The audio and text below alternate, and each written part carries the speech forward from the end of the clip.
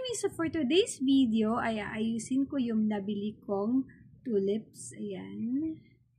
Yung set of tulips. Ayan. Niingit ko lang kayo actually. Ayan, oh, diba? Sabi ko nga sa inyo I can buy myself flowers.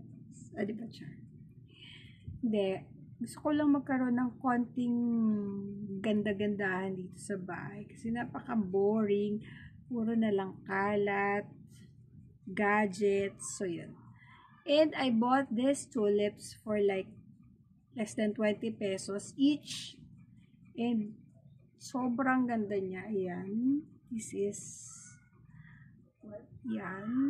Iba-ibang kulay ang pinili ko para masaya. Tapos, sobrang haba ng stem niya yan.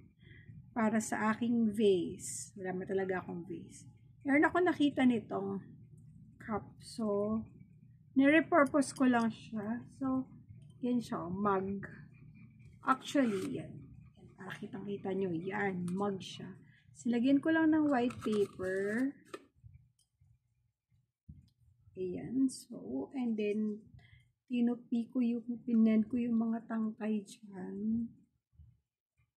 And hopefully, kasya na siya. No?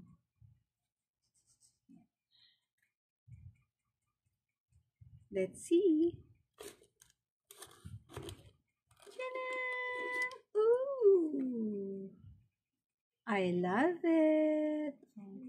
And para may konting zest, lagyan natin siya ng ribbon. Diba? Ang arte ko. Chas. Well, yan. Diba? May pa-ribbon na. Para naman may konting ganda-gandahan dito sa bahay namin. Yan. Kunyari meron kaming flower garden. And you can bend the tulips kung gusto nyo. Yan. Pero yung buka ng bulaklak niya, ganyan lang talaga.